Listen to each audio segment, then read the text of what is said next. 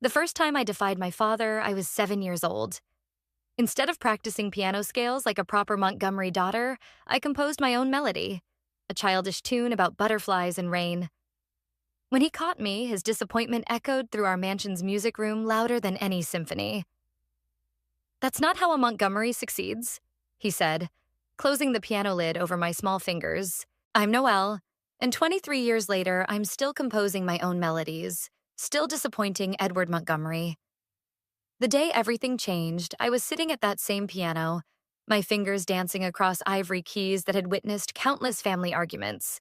The piece I played was my latest composition, something raw and rebellious that would have made my father's perfectly groomed mustache twitch. "Not this again." His voice boomed from the doorway. "The company meeting starts in 20 minutes. You should be there, not wasting time with this nonsense." I kept playing, letting the music speak for me. The melody grew darker, angrier. "Noelle." His shoes clicked against the hardwood floor as he approached. "You're 30 years old. It's time to grow up and take your place in Montgomery Furnishings." My fingers slammed the final chord. "My place? You mean designing catalogs and attending boring board meetings?" "It's your legacy," he said, as if that explained everything. "My legacy is music." I stood up, meeting his steel gray eyes. "I've been offered a chance to perform in Paris. Real venues, real audiences." "Paris?" He laughed, but there was no humor in it. "And what about the business? Your sister Marin can't handle everything alone." "Marin loves the business. I don't. I never have. You're choosing street performances over your family's century-old legacy?" His voice dropped to that dangerous quiet I remembered from childhood. "Think carefully about this, Noelle." "I already have." I pulled an envelope from my bag, my one-way ticket to Paris. "I leave next week." He stepped closer, towering over me like he did when I was 7. "If you walk out that door, don't expect to come back. No trust fund, no safety net, no family name to fall back on." "Dad, please, no." He held up his hand. "You're either a Montgomery or you're not. Choose." My best friend Paris's words from last night echoed in my head. Sometimes family is just people you share DNA with. Real family supports your dreams. I grabbed my sheet music from the piano. Then I guess I'm not a Montgomery anymore. "Noelle." Marin appeared in the doorway, her eyes wide. "You can't be serious." "I am." I hugged her quickly, breathing in her familiar lavender perfume. "I'm sorry, but I have to do this." "You'll regret this." My father called as I walked away. "When you're struggling on some Parisian street corner, remember? You chose this." I paused at the door, my hand trembling on the knob. "No, Dad. You chose this. You're the one making me pick between my passion and my family. That's on you." The last thing I saw was Marin's tears and my father's rigid back as he faced the window. The last thing I heard was the heavy thud of the front door closing behind me. Outside, the spring air felt electric with possibility. My phone buzzed. A text from Paris Walker, my namesake friend who'd been performing in France for years. "Did you do it? Are you finally free?" I took one last look at the Montgomery mansion with its perfectly manicured lawns and imposing columns. The place where I'd spent 30 years trying to fit into someone else's dream. "It's done," I texted back. "No more Montgomery Furnishings, no more disappointed father, just music." "Good girl," Paris replied. "Your room in Montmartre is ready whenever you are. Time to show Paris what you're made of." I smiled, already hearing new melodies in my head. Songs of rebellion, freedom, and the bittersweet taste of choosing yourself over family expectations. A week later, I boarded a plane with nothing but my music sheets, a small suitcase, and the determination to prove my father wrong. As the aircraft lifted off, I started humming that childhood tune about butterflies and rain. Only now it had evolved into something else. A song about spreading wings and flying away from golden cages. What I didn't know then was that sometimes leaving isn't really an ending. Sometimes it's just the first note of a much longer composition. One that would eventually bring me full circle, face to face with everything I thought I was leaving behind. But that's getting ahead of the story. First, I had to learn how to survive on those Parisian street corners my father had sneered about.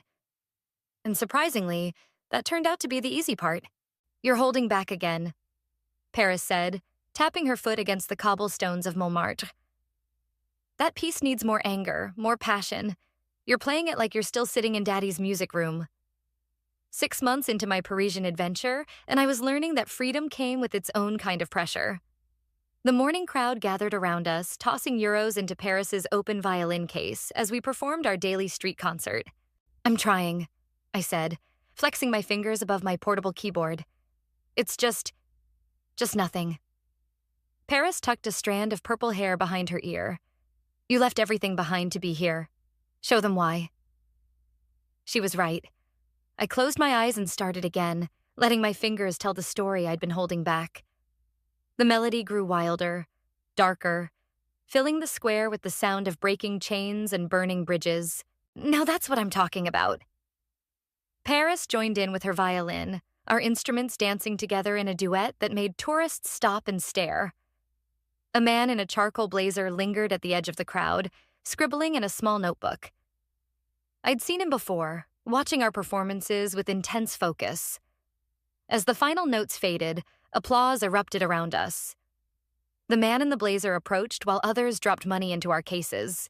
Magnificent, he said, his English carrying a slight French accent. I'm Jacoby Kelly, music critic for Le Monde, Paris interrupted. We know who you are. You've been watching us for weeks. He smiled, unfazed. I'm particularly interested in your original compositions, Noelle. They have a unique, what's the word? Raw authenticity. Thanks, I said, packing up my keyboard. But if you're looking for the next classical prodigy, I'm not it. No, he agreed. You're something far more interesting. Would you join me for coffee? Both of you?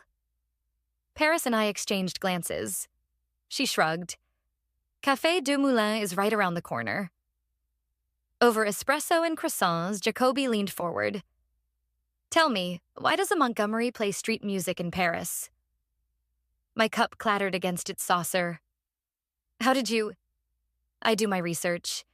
Your father's furniture empire is well known, even here. Was well known, I corrected. I'm not part of that anymore. Clearly. His dark eyes studied me. But that anger, that rebellion in your music, it's still about him, isn't it? Paris kicked me under the table, but I ignored her warning look. My music is about freedom. Is it? Jacoby pulled out his notebook. Because what I hear is a conversation with absence. Every note asks, "Are you listening now, Father?"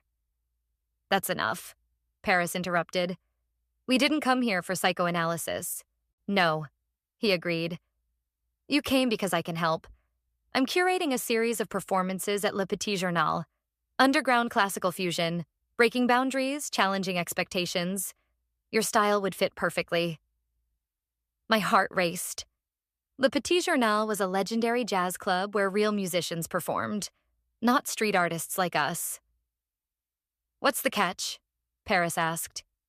No catch, just an opportunity to be heard by the right people. He slid his card across the table. Think about it. After he left, Paris grabbed my arm. This is it, your chance to prove everyone wrong. But I was staring at my phone, at a news alert I'd set up months ago. Montgomery Furnishings reports third quarter losses. Noelle? Paris waved her hand in front of my face. Earth to Noelle. Sorry, it's just... I showed her the article. Looks like Daddy Dearest isn't doing so well without his daughters. Good, Paris said firmly. Let him struggle. Focus on this opportunity instead. But something twisted in my stomach. Not quite guilt, not quite satisfaction. Maybe Jacoby was right about my music being a conversation with absence. That evening, I practiced in our tiny apartment, trying to capture that raw energy from the morning's performance. Paris sat cross-legged on her bed, violin in lap. You know what your problem is? She said suddenly. You're still playing for him. Even here. Even now. I am not. You are. But maybe... She grinned mischievously. Maybe that's not such a bad thing. What do you mean? Think about it. Le Petit Journal gets written up in all the major papers, international reviews. If you really want to show Daddy Dearest what he lost. I stopped playing, the possibility taking shape in my mind. You're terrible. I'm brilliant, she corrected. Call Jacoby. Take the gig. Show the world what happens when you try to cage a Montgomery. I reached for my phone, then hesitated.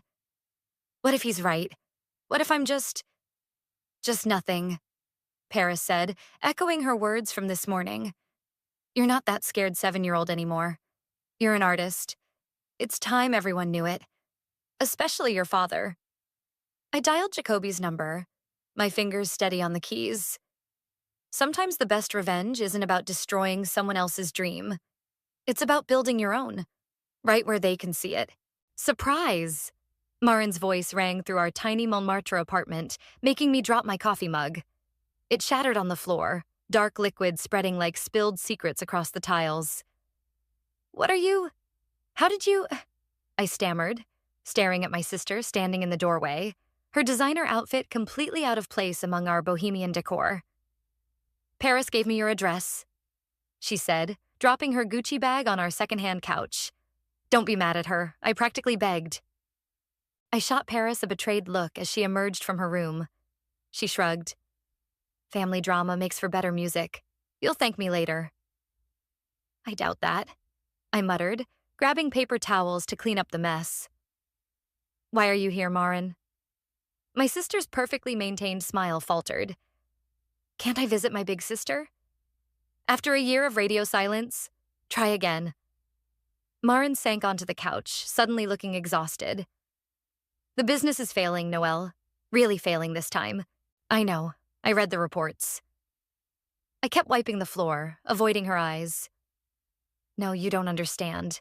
Dad's losing everything. The main factory, the showrooms, even the house might have to go up for sale. That made me stop. The house? But it's been in the family for 4 generations, yes. Marin leaned forward. We need help. Fresh ideas, new marketing strategies, something to attract younger clients. And Dad sent you to ask for my help? I laughed bitterly. That doesn't sound like him. He doesn't know I'm here. She twisted her wedding ring nervously. But I've seen your performances online. The videos from Le Petit Journal? You're making waves, Noelle. People are talking about your music, your style. So? So we need that. That energy, that modern edge. She stood up, pacing our small living room. The furniture business is dying because it's stuck in the past, just like Dad. Paris, who'd been unusually quiet, spoke up. Your sister's about to have her first major solo concert. Critics are flying in from all over Europe. This isn't exactly the best timing. Or maybe it's perfect timing, Marin countered. Think about it. All those influential people in one place? We could turn it into an event. Showcase some pieces, blend art with furniture design. Stop. I held up my hand. Just stop. You want me to turn my concert into a furniture sale? I want you to help save our family's legacy. Our legacy? My voice rose. Where was this family loyalty when Dad cut me off? When you all stopped returning my calls? Marin's face crumpled. I was wrong, okay? We were all wrong. But this isn't about Dad's pride anymore. There are 300 employees who could lose their jobs, real families who depend on us. The room fell silent except for the distant sound of street musicians below. Paris touched my arm gently. Maybe you should hear her out. You can't be serious. Think about it, she said. You wanted revenge? What better revenge than swooping in to save the day? Make Dad admit he needs the daughter he rejected? A knock at the door interrupted us. Jacoby stood there looking surprised at our little gathering. Bad time? Perfect time, Paris said before I could speak. We were just discussing Noelle's upcoming concert. Ah, yes. He smiled, entering the room. The buzz is building. I've had calls from critics in London and Berlin who want to attend. Marin's eyes lit up. See? This is exactly what I mean. We could— Marin, please. I rubbed my temples. Jacoby, this is my sister. She's here to recruit me for a family business intervention. His eyebrows rose. The Montgomery Furniture Empire? I read about their troubles. Fascinating situation. There's nothing fascinating about watching your father's life work crumble. Marin snapped. No? Jacoby settled into our reading chair.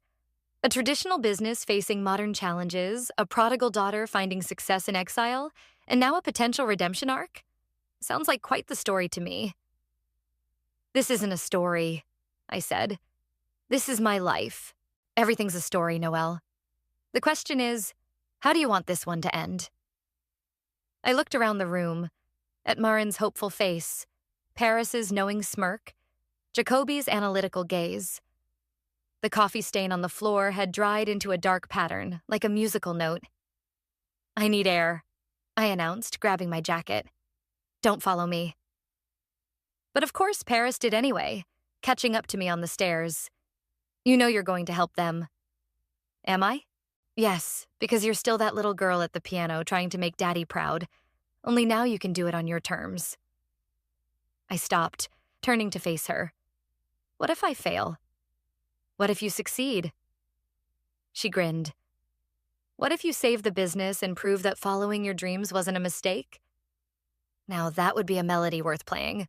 Above us, I could hear Marin and Jacoby's voices drifting down the stairwell, already discussing possibilities.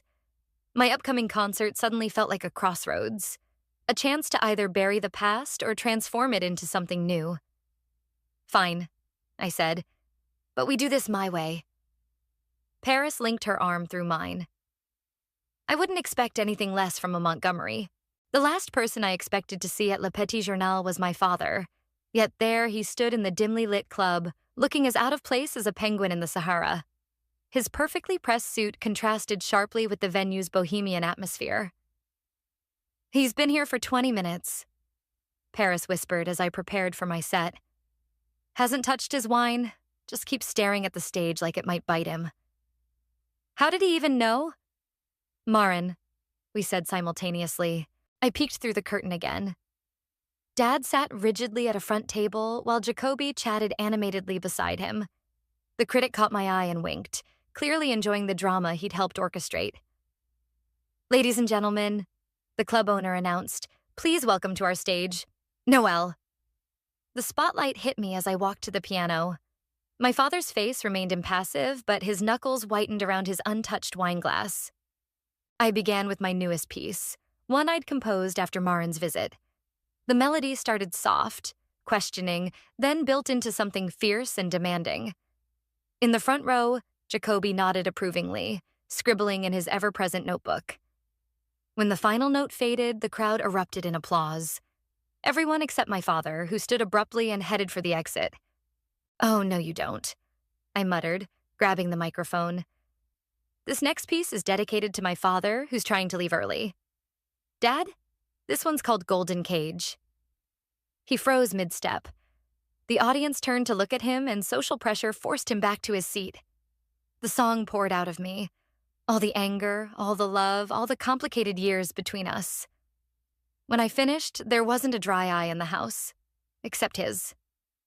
Quite a performance, he said afterward, approaching the stage while the crowd dispersed.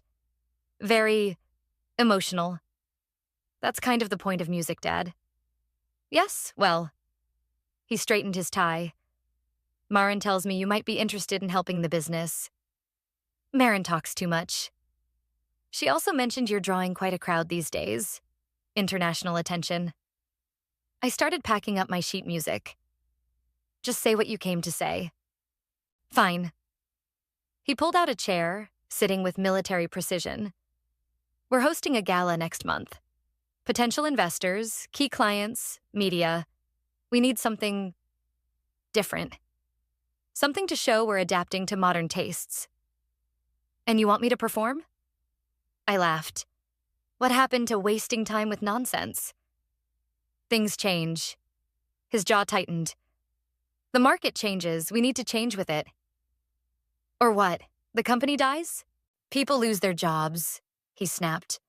Families suffer. Is that what you want? Jacoby materialized beside us, notebook in hand. Fascinating proposition. The prodigal daughter returns to save the family business through art. The press would love it. Stay out of this, Dad and I said simultaneously. See? Already in sync. Jacoby smiled. Think about it, Noelle. Your music, your terms, your chance to prove everyone wrong. This isn't about proving anything. Dad protested. Isn't it? I challenged. You're here because you need me. Because everything you dismissed as worthless might actually save your precious legacy. I'm here because you're my daughter. Now you remember that? Paris appeared with my coat. Sorry to interrupt this touching family reunion, but Noelle has an interview with Radio France in 30 minutes. Dad stood, straightening his cuffs. The gala is on the 15th. Marin has the details. Your choice if you want to participate. As he turned to leave, I called out, if I do this, it's my way. My music, my vision, no compromises. He paused. You always were stubborn. I learned from the best. A ghost of a smile crossed his face. The 15th, Noelle. Don't be late. After he left, Paris hugged me from behind. You're going to do it, aren't you? Maybe.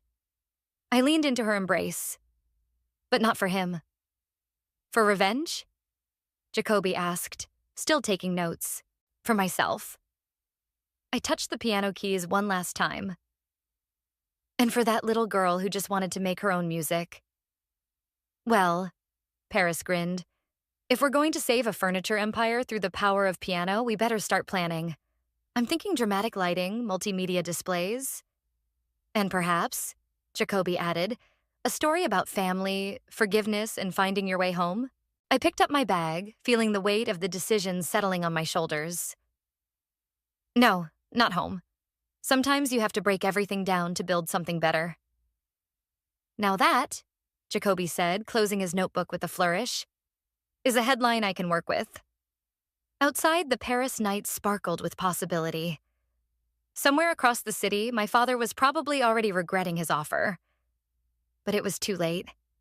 The stage was set. The players in position. Time to compose a new ending to this family drama. This is a disaster, Marin declared, pacing the rehearsal space we'd rented near the Champs-Élysées. The gala is in 2 weeks, and you want to do what? Transform the showroom into an interactive musical experience, I repeated, watching her face contort. Each piece of furniture will have its own musical theme, playing when people approach. Dad doesn't have a choice. I gestured to the mood boards Paris and I had created. The old way isn't working. You said it yourself. Jacoby lounged on a prototype chair we'd borrowed from the showroom, taking notes as usual. She's right, you know. The concept is brilliant. Luxury furniture meets avant-garde performance art. But, Marin started. But nothing. A new voice interrupted. We turned to see a young woman in a sharp blazer standing in the doorway. I think it's exactly what we need. And you are? I asked. Lara McCarthy, your father's new marketing director. She strode in, heels clicking purposefully. I've been trying to convince the board to try something revolutionary, but they won't listen to me. They might listen to you. They didn't listen to me for 30 years. Why start now? Because now you have leverage. She smiled sharply. And because I've seen your performances, you understand something they don't. Emotion sells. Paris picked up her violin. Show her what we've been working on. I sat at the piano while Paris positioned herself near the furniture displays. The melody began softly, almost traditionally, before morphing into something more contemporary. As the music shifted, Paris moved between the pieces, each segment of the song highlighting different furniture styles. See? I explained as we finished. Each piece gets its own musical identity. Modern meets classical, just like the furniture meets contemporary design. It's perfect, Lara breathed. But there's one problem. Just one? Marin muttered. Your father's business partner, Aston, he's traditional. Very traditional. He'll fight this. Let him, I said, standing. I'm not here to make friends. Jacoby closed his notebook with a snap. No, you're here for revenge. I'm here to save the company. Are you? He moved closer, his voice low. Because everything about this screams, I told you so. The elaborate production, the dramatic transformations, you're not saving the company, you're proving a point. What's wrong with both? Paris interjected. Nothing, if she admits it. Jacoby's dark eyes held mine. But revenge and redemption are different melodies, Noelle. Which one are you really playing? Before I could answer, the door opened again. My father entered, followed by a silver-haired man I recognized as Aston. What's all this? Aston demanded, gesturing at our displays.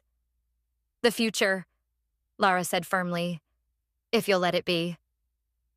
Dad surveyed the room, his expression unreadable. Show me. We performed again, this time with Lara narrating the concept. I watched my father's face, searching for any hint of approval or disdain, but he remained frustratingly neutral. Aston didn't bother hiding his opinion. This is ridiculous. We sell furniture, not concert tickets. We're selling an experience, I countered. Something unique, memorable.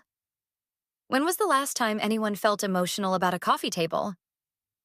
This isn't some street performance. No, it's better. I cut him off. It's innovation. It's passion. It's everything this company has forgotten how to be. Edward, Aston appealed to my father. You can't seriously be considering this circus act. Dad walked to the piano, running his finger along its polished surface. What do you really want, Noelle? What?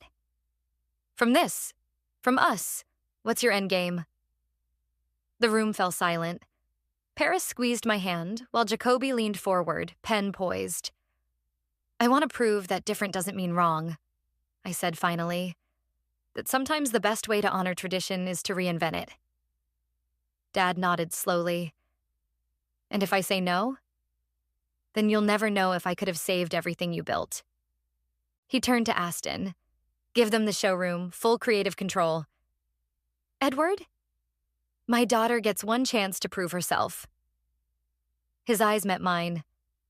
Don't make me regret this. After they left, Marin hugged me impulsively. I can't believe that worked. It hasn't worked yet, I reminded her. We have 2 weeks to pull off a miracle. About that, Lara said, pulling out her tablet. I have some ideas for the multimedia aspects. As they discussed technical details, Jacoby pulled me aside. You still haven't answered my question. Revenge or redemption? I watched Paris demonstrating something to Marin, who was actually laughing. Watched Lara's excitement as she outlined marketing strategies. Felt the weight of my father's challenge in my chest. Maybe, I said quietly. They're the same song in different keys. He smiled, writing something in his notebook. Now that's a story worth telling. Everything's falling apart, Marin announced, bursting into the showroom during our final rehearsal. Aston's been calling all the major investors, telling them not to come. I kept playing, letting the music drown out my rising panic. The transformed showroom around me was a testament to 2 weeks of sleepless nights and endless arguments. Interactive lighting systems pulsed in sync with my melody, casting elegant shadows across the furniture displays. Let him try, Lara said, not looking up from her laptop. I've already confirmed attendance from 3 major design magazines and a dozen social media influencers. We don't need his old money contacts. Paris adjusted a speaker, her purple hair catching the shifting lights. Besides, once they see what we've created... If they see it, Aston's voice cut through the room. He stood in the doorway, my father beside him. Edward, this is your last chance to stop this madness. Dad surveyed the room, taking in the elaborate setup. It certainly is... different. It's embarrassing. Aston spat. Turning our flagship showroom into some sort of nightclub? This isn't what your father built. No, I said, standing from the piano. Grandfather built a company that understood its time. We're doing the same thing, just in a different era. You know nothing about this business.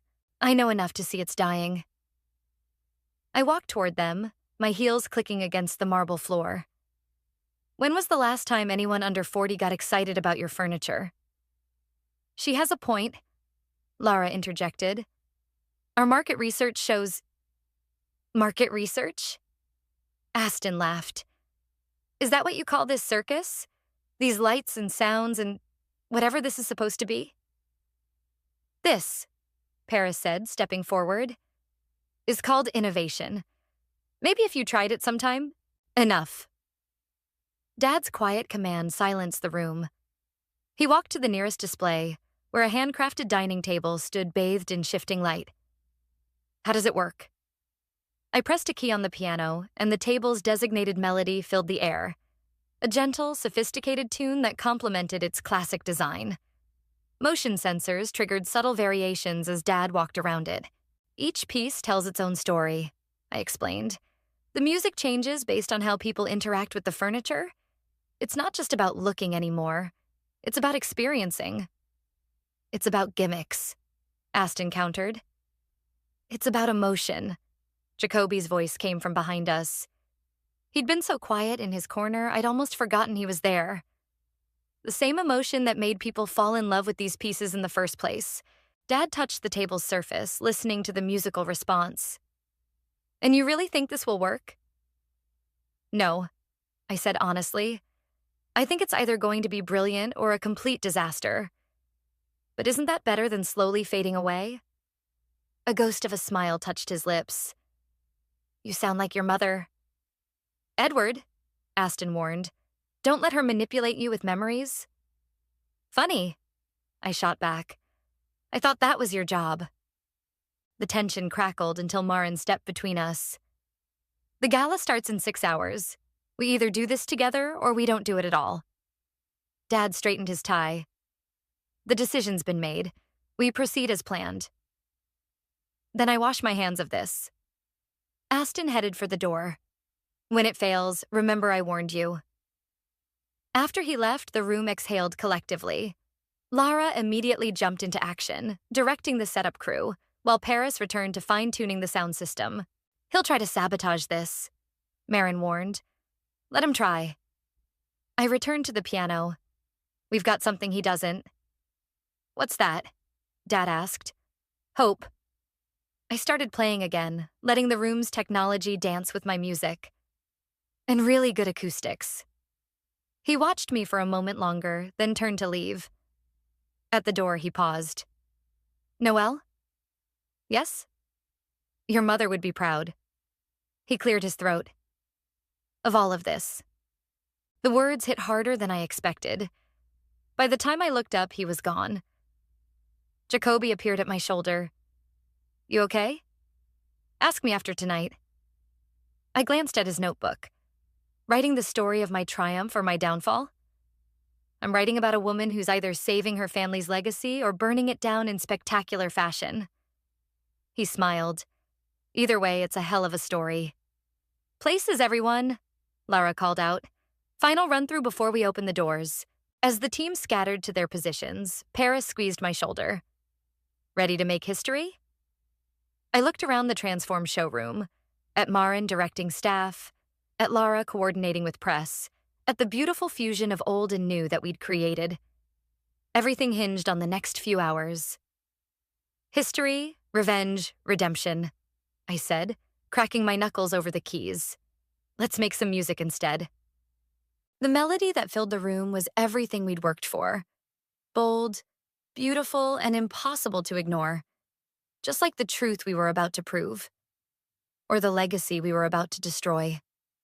The gala was in full swing when everything went wrong. The power cut out mid-performance, plunging the showroom into darkness. My fingers froze on the piano keys as panicked murmurs rippled through the crowd. Ladies and gentlemen, Aston's voice rang out, smug and clear. Perhaps this is a sign we should return to tradition. Don't move, Paris whispered in my ear. Lara's on it.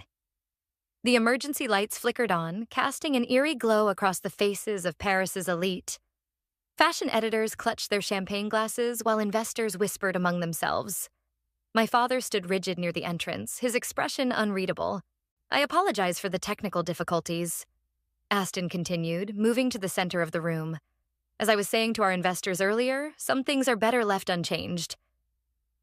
The lights blazed back to life, and with them, every musical element we'd programmed.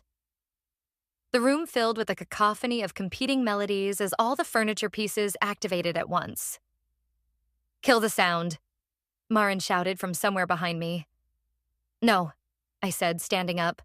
"Everyone, please be quiet." To my surprise, the room fell silent, save for the chaotic music. I walked to the center of the showroom, feeling every eye on me. "This is perfect, actually."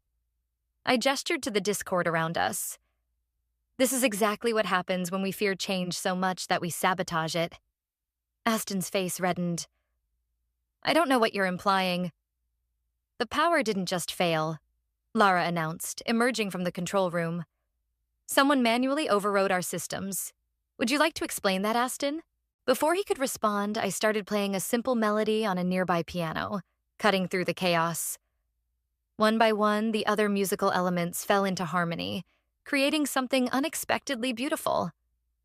"Sometimes discord is necessary," I said, continuing to play. "Sometimes we need to break everything down to build something better. Isn't that what design is about? What music is about? What life is about?"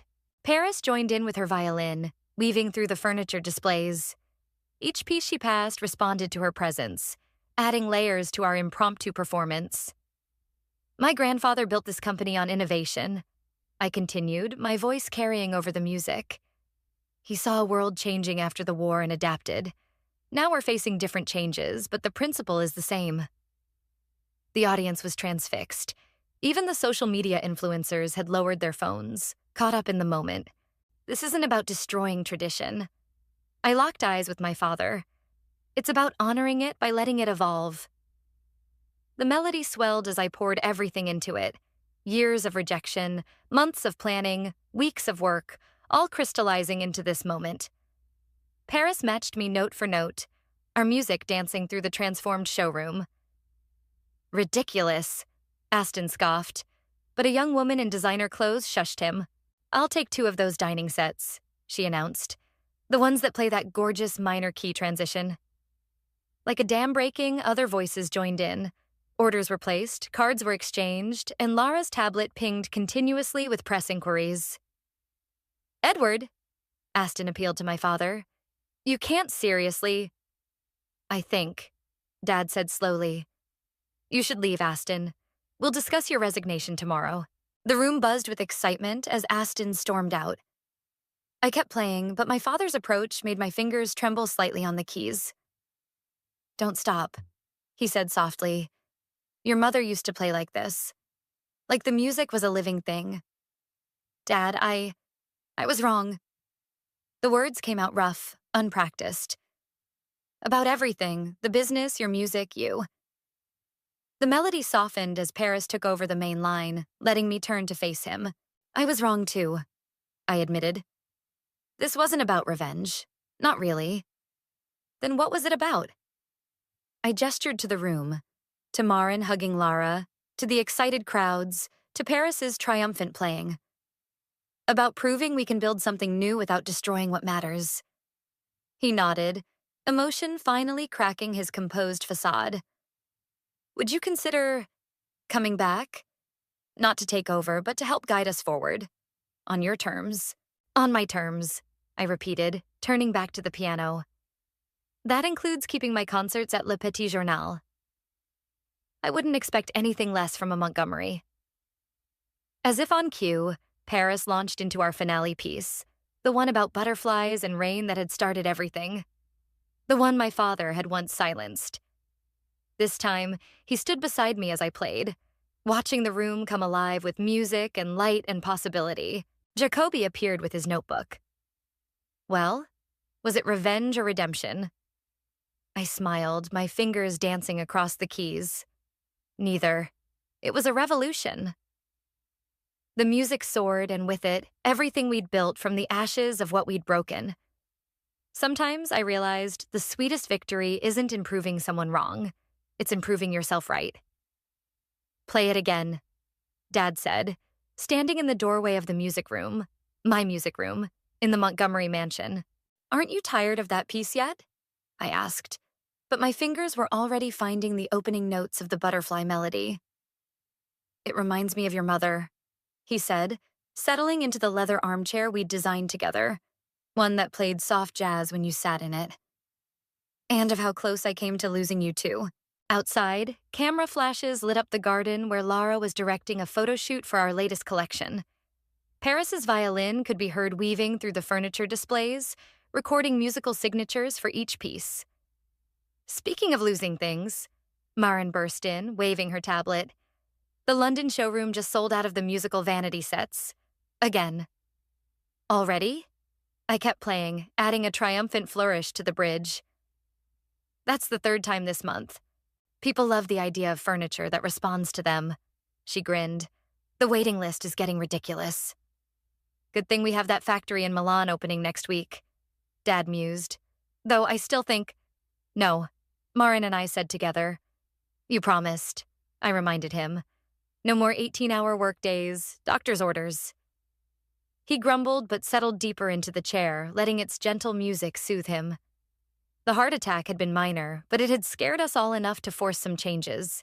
Jacoby appeared in the doorway, his ever-present notebook replaced by a magazine. "Have you seen the article?" "Which one?" Marin asked. "The Forbes profile? The Design Awards coverage?" "No, this one." He tossed the magazine onto the piano.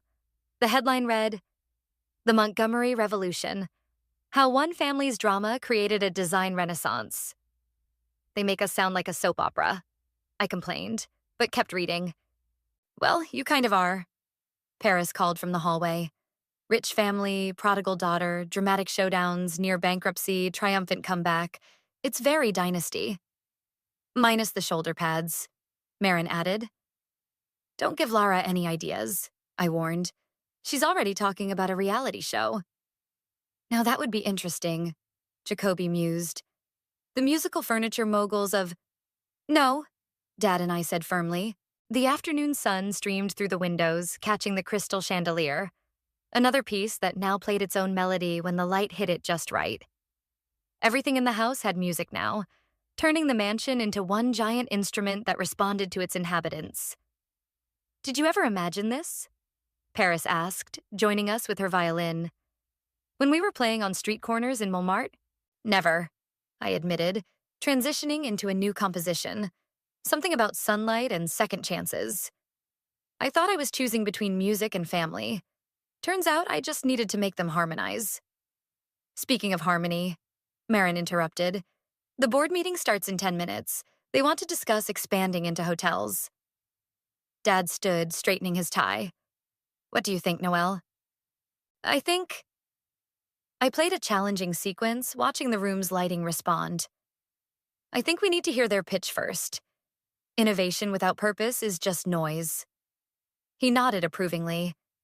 "You sound like a proper businesswoman." "No," I corrected, standing from the piano.